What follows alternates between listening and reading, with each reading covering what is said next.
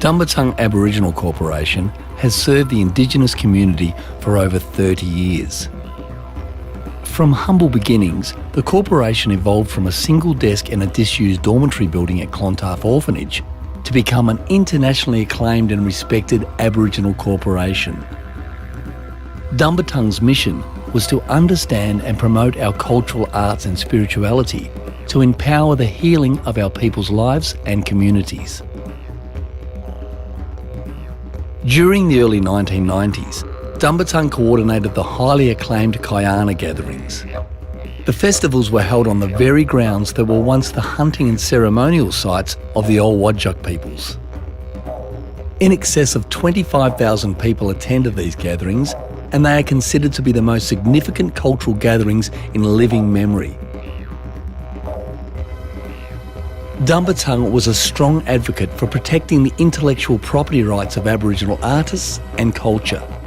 This was evident in the Marlo Morgan Down Under campaign, which targeted an author claiming to have lived with Aboriginal tribes. The dispute made international headlines and gave Dumbartung the credibility it deserved as a grassroots advocacy organisation. The Cootamara Quab Women's Healing Program has been instrumental in empowering women in our community. These initiatives created at Dumbartung empower our younger generation to survive, while also paying tribute to all our women who have lost their lives to domestic violence and our young people who have passed away as the result of suicide. Dumbartung has become a special place of significance and solace for the suffering and the pain of our people. A place they can feel safe, protected and able to express themselves through the challenges they face. For 30 years, Dumbartung has coordinated and developed the highly acclaimed Kayana Gallery. The collection commenced with one single object as a gift to the organisation. The gallery was never funded or supported by the government. It has been visited and toured by tens of thousands of people, both Aboriginal and non-Aboriginal. All have been spiritually moved by the experience. It was awarded a significant assessment award by the Prime Minister and Cabinet and the National Library in 2010 for being extremely important to the history of Australia and its peoples. Dumbartung has travelled the world visiting institutions in the attempt to repatriate sacred cultural objects.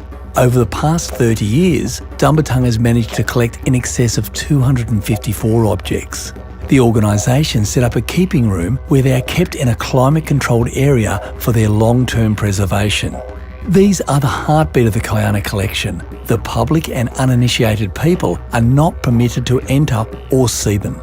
Dumbartung also worked closely with the Kimberley Aboriginal Law and Cultural Centre to repatriate a significant amount of objects from the Western Australian Museum. The organisation has also repatriated through estate auctions, electronic auctions and donations from the public.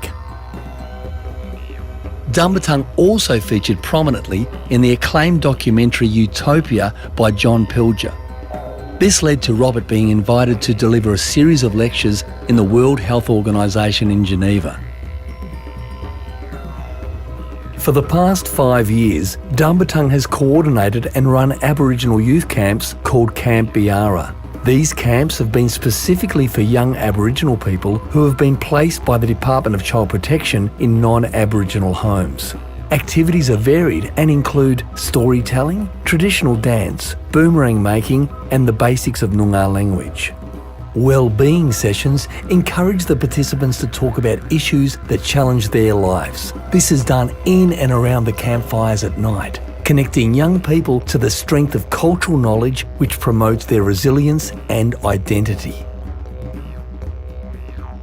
Dumbartung was approached by the City of Fremantle to be involved in the initiative that called for the Australia Day celebrations to be changed from the 26th of January to the 27th. This was to make the day more inclusive and acceptable to both Aboriginal and non-Aboriginal people.